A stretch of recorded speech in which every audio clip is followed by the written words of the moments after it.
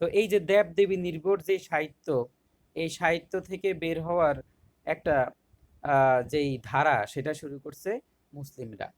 তো মুসলিমদের এই রোমান্টিক প্রণয়োপাখ্যানগুলা বেশিরভাগ হচ্ছে মানে অনুবাদিত, যে বিভিন্ন যে গ্রন্থগুলা আরবি এবং হিন্দি এগুলা থেকে অনুবাদ করে নিত। এখন এখানকার প্রেক্ষাপটে কি, এখানকার প্রেক্ষাপট যেগুলো নিয়ে লেখা হইতো সেগুলো ছিল আহ, বিভিন্ন নবী রাসূল, মানে মানে আরবের বিভিন্ন উপন্যাস, বা এখানে ইসলামিক বিভিন্ন কাহিনীও আসতো। তো এখন এই যে রোমান্টিক প্রণয়োপাখ্যানে বিষয়গুলো ছিল, যেমন ধরেন যে ইউসুফ জুলেখা লেখছে শাহ মোহাম্মদ সগীর। তো ইউসুফ এই যে যে ইউসুফের যেই পারস্যের কবি যে নিজামি, তো উনি যেই ইউসুফ জুলেখা লিখছে একদম হুবহুব যে ওইটাকে অনুবাদ করছে এরকম না। আমরা অনুবাদ বলতে যেটাকে ট্রান্সলেট বুঝি, একদম অক্ষরে অক্ষরে ট্রান্সলেট, ওরকম না। ওরা কি করতো, ওখান থেকে কাহিনীটা নিত, নিয়ে এরপর নিজেদের মতো করে লিখতো। তখন এটাকে বলা হয় মৌলিক রচনা, মানে ওটার মধ্যে কিছুটা মৌলিকতা থাকতো। তার মানে তারা পারস্যের সেই ইউসুফ জুলেখার ঘটনা আমাদের এই ঘটনাকে ব্যাখ্যা করতে যায়, বা ওই কথাটা লিখতে লিখতে যায়, তাদের যে কবিতা, তাদের যেই আপনার যেই ইয়েটা ছিল, গ্রন্থটা ছিল, যেভাবে তারা অনুবাদ করছে, সেই অনুবাদের মধ্যে আপনি পারস্যের যে আমাদের যে ইউসুফ জুলেখা, ইউসুফকে আপনি বাংলার ইউসুফের মধ্যে দেখবেন। মানে বাংলাদেশের প্রকৃতির সাথে মিশে গেছে, জোলাইখাকে বাংলাদেশের প্রকৃতির সাথে মিশিয়ে ফেলছে। একইভাবে এরকম হয়েছে লাইলু মজনু। আপনি যখন লাইলি মজনুর ইয়েটা পড়বেন, কাব্যগ্রন্থটা, তখন দেখবেন যে বাংলাদেশের ভূ প্রকৃতি সম্বন্ধে এখানে বলা হচ্ছে। তার মানে বোঝা গেল ওরা সরাসরি এটাকে অনুবাদ করে নাই, ওখান থেকে কাহিনীটা নিয়ে নিজের মতো করে লিখছে। তো এই যে এই বিষয়গুলো ছিল, তাহলে আমরা দেখলাম যে রোমান্টিক প্রণয়োপাখ্যানের মধ্যে এগুলা কোন সময় ছিল, সুলতানি আমলে, যখন আপনার 1350-এর পরে অন্ধকার যুগ যুগ যখন শেষ হয়, 1300 থেকে 1400 সালের মধ্যে লেখা হয়েছিল ইউসুফ জুলেখা। আপনার 1600 শতকে লেখা হয়েছিল আপনার ওটার নাম জানি কি, লাইলি মজনু। ঠিক আছে? তো এইগুলা লেখা হয়েছিল, তার মানে এগুলো সবগুলো অনুবাদ করা হয়েছিল। তো এই সময়ে আমলটা ছিল সুলতানি আমল। আমরা জানি যে 1526 সালে দিকে শুরু হয়েছে মুঘল আমল, বাবরের নেতৃত্বে। তাহলে তা এর আগের যে অংশটা সেটা ছিল সুলতানি আমল। ওই সুলতানি আমলে এই রোমান্টিক প্রণয়োপাখ্যানের সূত্রপাত শুরু হয়। তো মুসলিম কবিরা হিন্দি, আরবি, ফার্সি, তো শুধুমাত্র যে আরবি ফার্সি না, বিভিন্ন হিন্দি রোমান্টিক বিভিন্ন গ্রন্থগুলোকেও তারা অনুবাদ করত। বাংলা সাহিত্য উৎস হতে উপকরণ নিয়ে যে প্রেমমূলক কাব্য রচনা করেন তার নাম হচ্ছে রোমান্টিক প্রণয়োপাখ্যান। এই ধারার প্রথম কবি শাহ মোহাম্মদ সগীর। তাহলে এখানে যদি বলে যে মধ্যযুগের প্রথম মুসলিম কবি কে, মধ্যযুগের প্রথম মুসলিম কবি বা রোমান্টিক প্রণয়োপাখ্যানের যেই প্রথম যেই কবি, তার নাম হচ্ছে শাহ মোহাম্মদ সগীর। এবং এবং মধ্যযুগের প্রথম মুসলিম কবিও শাহ মোহাম্মদ সগীর। এবং এই ধারার শ্রেষ্ঠ কবি হচ্ছে আলাওল। তো এই যে রোমান্টিক প্রণয়, মানে যতটুকু রোমান্টিকতা থাকা দরকার, যে এখানে রোমান্টিকতার বিষয়টা হচ্ছে, এখানে শুধুমাত্র সব জায়গায় বিভিন্ন যে গ্রন্থগুলো লেখা হয়েছে, এখানে শুধু নায়িকার একদম রূপ বর্ণনা করতো। মানে কার কাজে ছিল এটা, যে কার নায়িকা কত বেশি সুন্দরী।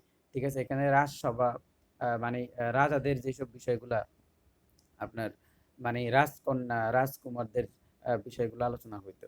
ঠিক আছে? তো এখানে মধ্যযুগের সবচেয়ে সেরা রোমান্টিক যে প্রণয়োপাখ্যান লিখছিল আপনার আলাওল। কাব্যটার নাম কি ছিল? পদ্মাবতী। ঠিক আছে? তো এইটার একটাই ধারা, এটা এর আগেও বলছিলাম, যে তার রোমান্টিকতা, বা সে এত বেশি পরিমাণে ডিপ চিন্তা করতো, এত বেশি পরিমাণে রোমান্টিকতা সে ইয়ে করতো, যে প্রদর্শন করতো। এখানে লেখা ছিল যে বললাম, এটা জানেন যে তাম্বুল রাতুল হইল অধর পরশে, মানে ঠোঁটের পরশে পান লাল হয়ে গেছে।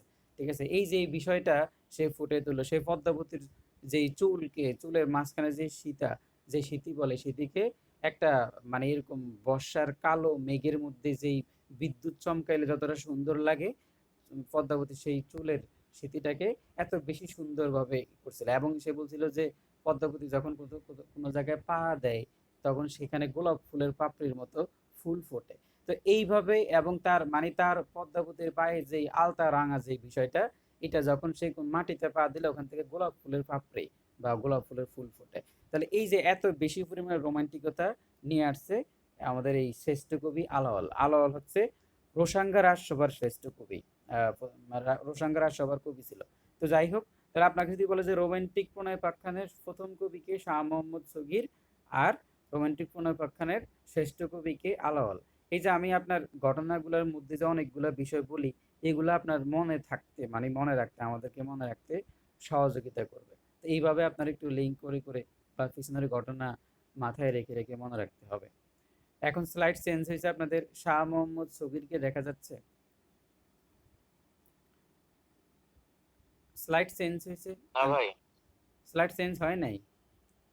ও, তাহলে একটু আমাকে একটু ব্যাকে যাই। হ্যাঁ ভাই। ও ঠিক আছে, নিয়ে আসতেছি স্লাইড আবার। কই আর যাবে বলেন, স্লাইড নিয়ে আসবো। আমার কাছে মনে হচ্ছে অনেকে হয়তো বা ওই বৃষ্টির জন্য অ্যাড হইতে পারতেছে না। অনেক জায়গায় কারেন্ট নাই, তো গ্রামে সাধারণত কারেন্ট থাকে না, মানে বর্ষার সময় ইলেকট্রিসিটি দিতে চায় না। আমাদের এদিকে কারেন্ট গেলে তো আসারই নাম নেয় না।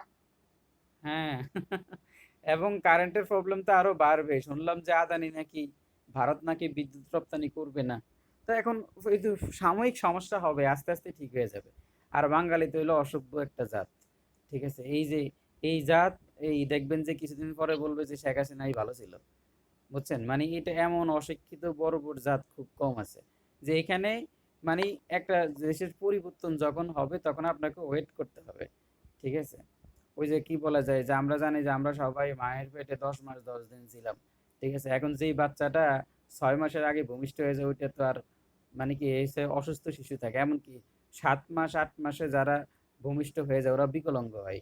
বুঝছেন, তো যে কোনো একটা, এটাই তো বিষয়, যে যে কোনো একটা সময়ের একটা কি থাকে, একটা নির্দিষ্ট থাকে। একটা বাচ্চা পরিপুষ্ট হওয়ার জন্য তো আল্লাহ তাআলা একটা নিয়ম করে দিয়েছে, যে এতদিন মায়ের পেটে আমরা ছিলাম। তো এখানে তো একই অবস্থা, যে একটা দেশকে পরিবর্তন করতে হলে কিছুটা সময় লাগবে। এটা এখন নবজাতক একটা শিশু, এখন যদি চিন্তা করেন নবজাতক শিশু উঠে দৌড় মারবে, ঠিক আছে? এরকম বেকুব জাতি পুরা ওয়ার্ল্ডে নাই। বুঝছেন, এটাই তো মানে সমস্যা। মানে জ্ঞানের যথেষ্ট পরিমাণে অভাব মানুষের, ধৈর্য নাই, জ্ঞান নাই, প্রজ্ঞা নাই, শুধু দেখবেন। আবার দেখবেন কিছু মানুষ আছে শুধু ফেসবুকে লাফালাফি করে নিজেদেরকে, ফেসবুকে এই যে আমি অনেক আমার ফ্রেন্ড লিস্টও বা আমার কিছু বন্ধু বান্ধব আছে, ওরা সরকারি চাকরি করবে না। বুঝছেন, ওরা সরকারি চাকরি করবে না, সো ওরা আওয়ামী লীগের আমলে যা বলে বলুক, সমস্যা কি? তুমি মাঠে যায় যদি রক্ত দিতে তখন ভিন্ন কথা ছিল। ফেসবুকের মধ্যে বসে বসে কেউ কেউ কইরা, ঠিক আছে? অথচ একদিনও রাজপথে যায় না মায়ের ডরে, ঠিক আছে? মাইরের ভয়ে রাজপথে যায় না, কিন্তু ঠিকই ফেসবুকে কেউ কেউ করছে, ঠিক আছে? করে, কারণ ও তো ফেসবুকে কেউ কেউ করলে প্রবলেম নাই, যদি শেখ হাসিনার পতন নাও হয়, ঠিক আছে, তাহলে ও তো করতেছে প্রাইভেট চাকরি, ঠিক আছে? তাহলে ওর প্রাইভেট চাকরি কি যাবে নাকি? ঠিক আছে, এখন কেউ একজন গভর্নমেন্টে চিন্তা করবে, আপনি যখন গভর্নমেন্ট চাকরির কথা চিন্তা করবেন বা প্রিপারেশন দিবেন, তখন আপনি একজন গভর্নমেন্ট কর্মকর্তা, ঠিক আছে? এটা আপনাকে বুঝতে হবে, যে আমি প্রিপারেশন নিচ্ছি মানে এখন আমি গভর্নমেন্ট কর্মকর্তা, এখন আমার কথাবার্তা অন্যরকম হইতে হবে। কথার মাধ্যমে, মানে আপনি যখন চিন্তা করেন আমি বিসিএস প্রস্তুতি নিব, তার মানে এখন আপনাকে চিন্তা করতে হবে আপনি একজন ম্যাজিস্ট্রেট, আপনি একজন সরকারি কর্মকর্তা, তাহলে আপনার আচার ব্যবহার কথাবার্তা, ঠিক আছে, এবং কৌশল এরকমই হইতে হবে, ডিপ্লোম্যাটিক হইতে হবে, ঠিক আছে? তো এখন এইটা ডিপ্লোম্যাটিক না হয়ে আবেগে সাধারণ জনতা বা যারা চাকরির প্রস্তুতি নিচ্ছে না বা যারা প্রাইভেট চাকরি করবে ওদের সাথে, যে সরকারি গভর্নমেন্টে জব করবে, ঠিক আছে, বা যে সরকারি চাকরি ছাড়া অপশন নাই, যে এইটাই চেষ্টা করে, তার চিন্তা চেতনার মধ্যে অনেক বেশি পার্থক্য থাকবে। কথা বুঝছেন? তো এই জন্য বলে যে আমাদের দেশের মানুষ হচ্ছে কি জানেন, যে সুযোগে সৎ, মানে তার কাছে দুর্নীতি করার কোনো অপশন নাই, এই জন্য সৎ। আর দুর্নীতি করার অপশন থাকলে ঠিকই মারিয়ে দিবে, ঠিক আছে? তো এরকম একটা বর্বর জাতি নিয়ে সামনের দিকে আগানো খুবই কষ্টকর। এই দেখবেন, আমি আমি ভালো চিন্তাই করি, আশা করি দেশ সামনের দিকে ভালো হবে, ভালো চিন্তাই করি। কিন্তু বাই চান্স এই বর্বর জাতিকে যদি আপনি সেনাবাহিনী বা দেশের আইন প্রশাসন দিয়ে যদি কন্ট্রোলে না রাখা যায়, এই যে ডাক্তার ইউনূস সাহেবের মতো এত একজন সারা পৃথিবীতে, ওয়ার্ল্ডের সবচাইতে, বর্তমানে আমি মনে করি সবচেয়ে বিখ্যাত, একদম সর্বজনীন শ্রদ্ধেয় একজন মানুষ, ঠিক আছে? তার তার দুঃখ হলো সে বাংলাদেশে জন্মগ্রহণ করছে। যাই হোক, মানে আমার কাছে মনে হচ্ছে যে তার একটা মাত্র নেগেটিভ সাইড হচ্ছে বাংলাদেশে জন্মগ্রহণ করছে। তো যাই হোক, যে এই যে ওনার মতো একজন মানুষ, আমার কাছে মনে হচ্ছে যে দেখবেন যে বড়দের জন্য হয়তো বা কাজটা ঠিকমতো না করতে পারলে এবার সে অপমানিত হইতে হবে, তাকে নিয়ে মানুষ কথা বলবে, কারণ এই জাতি সম্মান দিতে জানে না। আর আমি মনে করি কি জানেন, এই জাতি ডাক্তার ইউনূসকে ডিজার্ভ করে না। ঠিক আছে? এই জাতি আরো অনেক ইসলামিক ব্যক্তিত্ব আছে যাদেরকে ডিজার্ভ করে না। ঠিক আছে? তো এদের নাম নিতে চাই না। তো এখানে যাই হোক, যে এখানে আমি এক কথায় বলি যে তো এই জন্য সামনের দিকে পরিস্থিতি কি হয় আসলে বলাও যায় না। ঠিক আছে? হয়তো বা সরকার খুব ভালোভাবে সফল হবে, ডক্টর ইউনূস সাহেব সফল হোক, ভালো পরিবর্তন আসুক, এটা আমরা সবাই চাই। কিন্তু মানুষ যদি এত বেপরোয়া হয় এবং এত অশিক্ষিত হয়, ঠিক আছে? তাহলে এই জাতিকে নিয়ে সামনের দিকে কিভাবে যায়? আগে তো মানুষকে প্রজ্ঞাবান হইতে হবে। তো যাই হোক, যে কিছু, কিছু মানুষ দেখবেন এই শুধু ফেসবুকে একটা স্ট্যাটাস দিয়ে শেষ। ঠিক আছে? কিন্তু নিজেদের জায়গা থেকে কিন্তু মানে ওই যে বললাম বিপ্লব সব ফেসবুকে করে ফেলতেছে। ঠিক আছে? তারপরেও যদিও এইবার অনলাইন অনেক বেশি গুরুত্বপূর্ণ ছিল, কিন্তু আমি অনেক মানুষ জানি যে যারা শুধু ফেসবুকেই লাফাইছে, সশরীরে একটুও যায় নাই। ঠিক আছে? সবগুলা ঘরের দরজা আটকে দিয়া শুধু ফেসবুকে স্ট্যাটাস দিছে। সশরীরে যায় না। মানে ফেসবুকে দেখাইছে আমি অনেক বিপ্লবী। কিন্তু বিপ্লব তো ফেসবুক করতে হবে, ঠিক আছে, মাঠেও যাও, মাঠে তো যায় নাই। এবার তারা আবার আরেকজনকে আক্রমণ করতেছে। ঠিক আছে? এটা হইলো বিষয়। তো যাই হোক, যে আমরা শুরু করি যে বাংলা মানে শাহ মোহাম্মদ সগীর। তো শাহ মোহাম্মদ সগীর আনুমানিক ১৩ থেকে ১৪ শতকের কবি। বাংলা বাঙালি মুসলিম কবিদের মধ্যে তিনি অন্যতম, বা মানে তিনি হচ্ছে প্রাচীনতম। তাহলে তাহলে বাঙালি মুসলিম কবিদের মধ্যে তিনি প্রাচীনতম। এটা আমরা আগেই বলছিলাম। রোমান্টিক প্রণয়োপাখ্যান ধারার প্রথম কবি হচ্ছে শাহ মোহাম্মদ সগীর। এখন এই যে যেই শাহ মোহাম্মদ সগীর হচ্ছে কোন সুলতানের আমলে সে কর্মচারী ছিল?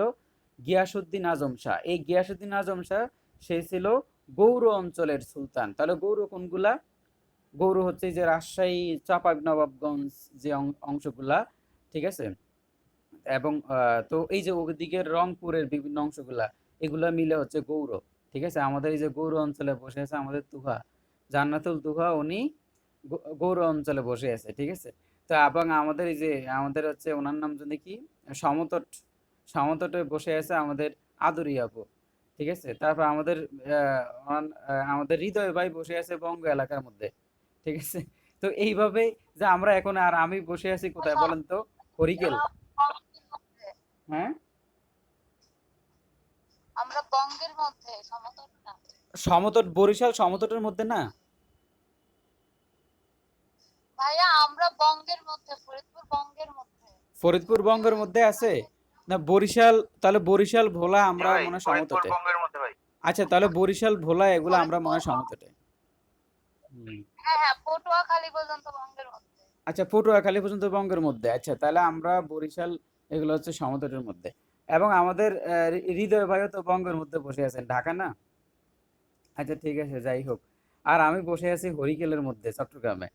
তো যাই হোক, যে এখানে দেখেন যে তো এই যে যে গৌড় অঞ্চলের যে অধিবাসী ছিল, যে এখানে শাহ মোহাম্মদ সগীর, যেই আপনার সুলতানি আমলে মানে সুলতান গিয়াসুদ্দিন আজম শাহের রাজ কর্মচারী ছিল, এবং উনি ছিল গৌড়ের সুলতান।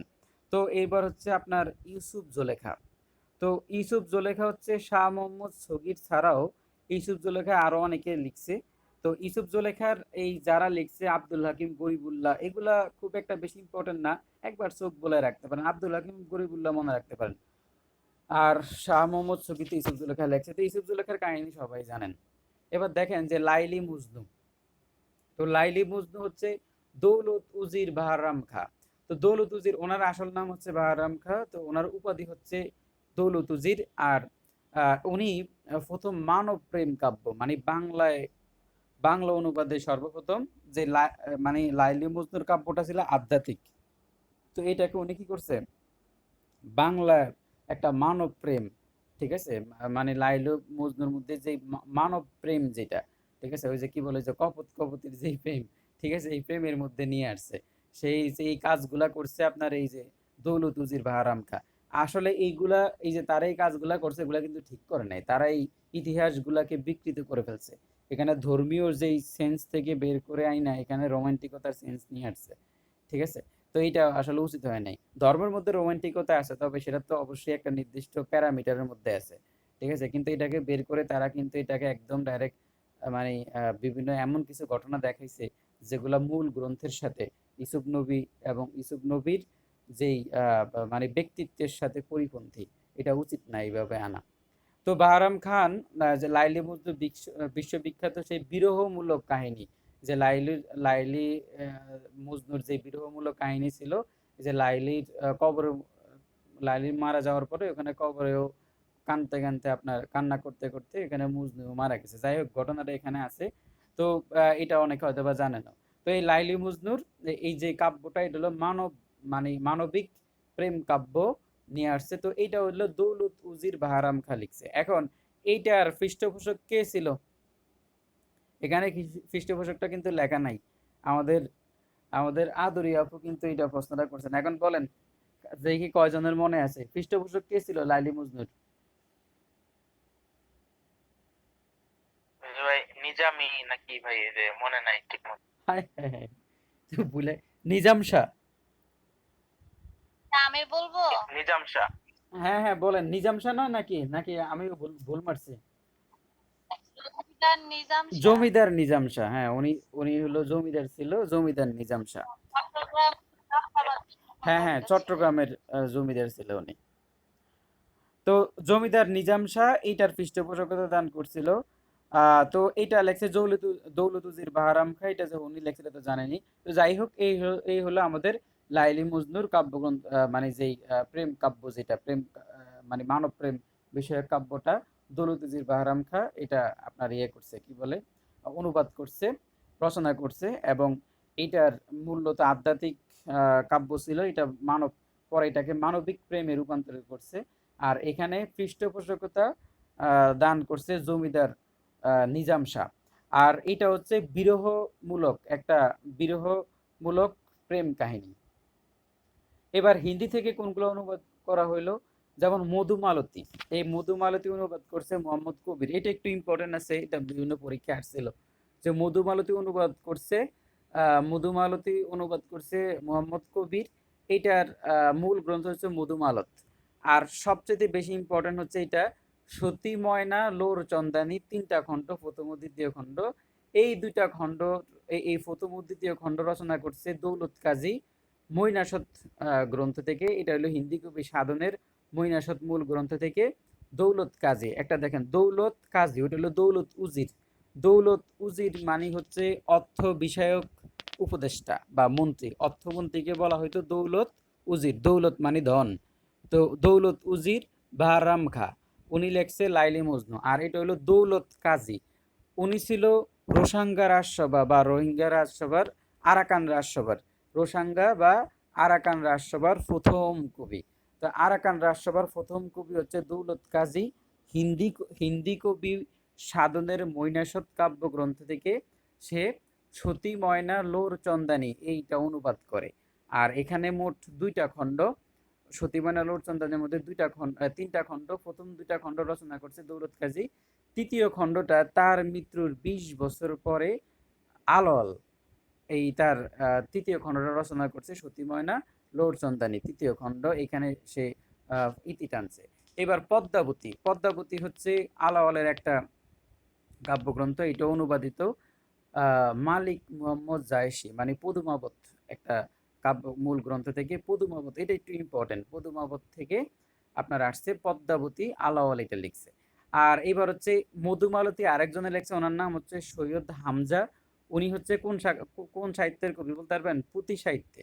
উনি হচ্ছে পুঁথি সাহিত্যের কবি। এটা আমরা আজকে ডিটেলস বলবো পুঁথি সাহিত্য নিয়ে। উনি হচ্ছে পুঁথি সাহিত্যের কবি। তো পুঁথি সাহিত্যে ওনার একটা উল্লেখযোগ্য একটা কবিতা, মানে কাব্য আছে, সেটার নাম হচ্ছে আপনার আমির হামজা। এখন আমির হামজার মূল লেখক হচ্ছে গরিবুল্লাহ শাহ, ফকির গরিবুল্লাহ শাহ। উনি হচ্ছে পুঁথি সাহিত্যের আদি কবি, আদি এবং শ্রেষ্ঠ কবি। পুঁথি সাহিত্যের আদি এবং শ্রেষ্ঠ কবি হচ্ছে ফকির গরিবুল্লাহ শাহ।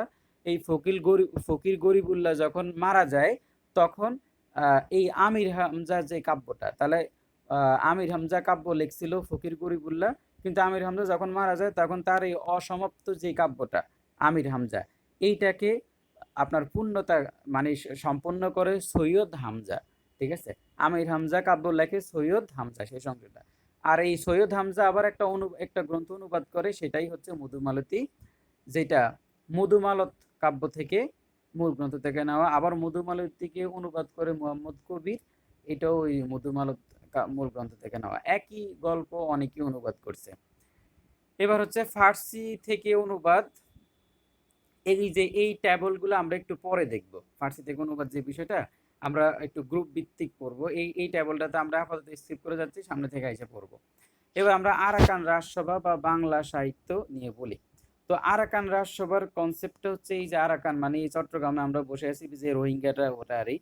তো এখানে বলা হয় যে খ্রিস্টপূর্ব অষ্টম এবং নবম শতকের দিকে যে আরাকান এবং আমাদের যে চট্টগ্রাম, এই দুই জায়গায় একই সাথে ইসলামের প্রচলন হয়েছিল। আমরা জানেন যে চট্টগ্রাম যে বাংলাদেশে মুসলমানদের আগমন হয়েছে। আমি যেই জায়গায় বসে আছি, এই যে মানে এখানে যেখানে বসে আছি এটা হলো চট্টগ্রাম। এই চট্টগ্রামের মধ্যে দিয়েই চট্টগ্রামের এই এই বন্দর দিয়েই মুসলিম আরব থেকে সুফি সাধকরা এসে এই দেশে মুসলমান মানে মুসলিম ধর্ম প্রচার করছে। আর এই জন্যই চট্টগ্রামে দেখবেন মাজার বেশি, ঠিক আছে? কারণ এখানে অনেক সুফি সাধকরা আসছিল, তো আইসা ওনারা কি করছে, এই ধর্ম প্রচার করছে। এখন ওরা তো আমাদের ওই সময় এই আরাকান বা আমাদের চট্টগ্রাম অঞ্চলে এরা মগরা বা ধরেন যে নিম্ন বর্ণের হিন্দুরা বৌদ্ধরা ওরা ছিল। তো ওরা তো অনেক বেশি পরিমাণ মূর্খ ছিল। তো ওরা যখন দরবেশদের এই মহানুভূতিটা দেখে, মানে তাদের এই সহৃদয়তা দেখে তারা ইসলাম ধর্ম গ্রহণ করছে এবং তাদেরকে এত বেশি পরিমাণে মান্য করত যে তাদেরকে একটা মহাপুরুষ মনে করত। এবং তাদের মৃত্যুর পরেও তারা তাদেরকে ওই যে মাজার পূজা যে জিনিসটা, মানে তাদের প্রতি এত বেশি আনুগত্য ছিল যে তাদের মৃত্যুর পরেও তাদের কবরকে পূজা করা শুরু করতো। এটা একটা কবিরা গুনাহ। এইটা হচ্ছে অতি ভক্তি এরই, ঠিক আছে? অতি ভক্তি থেকে এবং পরবর্তীতে বিজনেস থেকে। এখন বর্তমানে যেটা হয় এটা হলো ডাইরেক্ট বিজনেস থেকে, ঠিক আছে? বিজনেস মাজারগুলো কিন্তু অনেক বিজনেস হয়, ঠিক আছে? ওই সিলেটের শাহজালাল মাজারও বিজনেস হয়। তো যাই হোক, যে এই অঞ্চলগুলোতে ইসলাম এখানে প্রবেশ করছে। তো এখানে যখন ইসলাম প্রবেশ করছে তখন এদিকে পাশে ছিল কি আরাকান রাজ্য। তো আরাকানেও একই সাথে ইসলাম দ্বারা প্রভাবিত হয়েছে এবং দুই জায়গায় একই সাথে মুসলমান যে মানে ইসলামের প্রসার ঘটে। তো এই কারণে দুই অঞ্চলের মধ্যে ঘনিষ্ঠতা বৃদ্ধি পায়। এই যে আরাকান এবং চট্টগ্রামের মধ্যে যে ইসলাম, তাহলে বুঝছেন যে রোহিঙ্গারা কিভাবে মুসলিম হইলো। রোহিঙ্গারা যে আরাকান, তো ওরা হলো বৌদ্ধদের অবস্থা। তাহলে আরাকান থেকে এই চট্টগ্রাম থেকে সুফি সাধকরা একদম রোহিঙ্গাদের আরাকান রাজ্য পর্যন্ত চলে গেছিল। ওখানেও তারা এই মুসলমান ইসলাম ধর্মের যেই প্রচার প্রসার খ্রিস্টীয় আট এবং অষ্টম এবং নবম শতকের দিকে, ঠিক আছে? মানে আজ থেকে হাজার হাজার মানে কত প্রায় 1000 বা 1000 বা 1300 বছর আগে এই সকল জায়গাগুলোতে ইসলাম প্রচার হয়েছিল, ঠিক আছে? এখন আপনি বলতে পারেন যে আমরা তো জানি যে উপমহাদেশে বা ভারতীয় উপমহাদেশে 1204 সালে ইসলাম ইখতিয়ারউদ্দিন মোহাম্মদ বিন বখতিয়ার খলজি আসছিল। তার আগেও তো ইসলাম এইদিকে আসছে। তার আগে এখানে এসে দাওয়াতি কাজ হয়েছে, দাওয়াত দিছে, ঠিক আছে? আরব থেকে সুফি সাধকরা এসে এখানে ইসলামের যে দাওয়াত সেটাকে দিছে। রাজ্য বা ইসলামের যে পাওয়ারটা, মানে রাজ সিংহাসনে বসার যে বিষয়টা, সেটা আপনার 1204 সালে ঘটছে। এখানে বড় একটা কিন্তু কনসেপ্ট যে আপনার 1204 সালে ইখতিয়ারউদ্দিন মোহাম্মদ বিন বখতিয়ার খলজি আসার আগেও আরব থেকে সুফি সাধকরা এসে এই দেশে কিন্তু ইসলাম প্রচার করছে। চট্টগ্রাম এবং আপনার আরাকান, ইভেন চট্টগ্রামে একটা জায়গার নাম আছে, আপনারা শুনছেন মনে হয়, সেরাগিরি পাহাড় বলে এটা, ঠিক আছে? আমি শুনছিলাম যে চিটাঙের অনেক বন্ধু বান্ধব একটু যারা বিভিন্ন কিছু জানে আরই, ঠিক আছে? সিনিয়র কয়েকজন থেকে শুনলাম এখান থেকে নাকি আপনার মানে দরবেশরা এসে এই এলাকাটা নাকি ভূত ফেতে ভরা ছিল, শয়তানের রাজত্ব ছিল। তো পরে ওরা বলতেছে যে আমাদেরকে সেরাগি পাহাড় নামটা যেভাবে আসছে, বিখ্যাত একটা জায়গা চট্টগ্রামের, একদম প্রাণ কেন্দ্র বলতে পারেন, ঠিক আছে? ফেস ক্লাব ওদিকে। তো বলতেছে যে আমরা এখানে একটা সেরাক মানে হচ্ছে কফি বলে আর এই যে আমরা বাতি বললাম মোমবাতির মতো একটা কফি।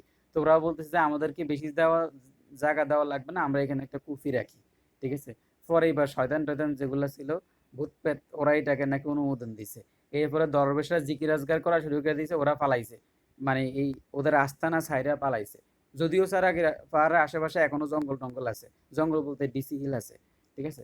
তো ওই যে ওই জায়গায়, তো এটাই তো বললাম। আচ্ছা, একটু অপ্রাসঙ্গিক আলোচনা হয়ে গেল। তো এইখান থেকে নাকি আসছে সেরাগি পাহাড় নামটা। সেরাগি পাহাড় ওইটা একদম পাহাড়ের উপরে।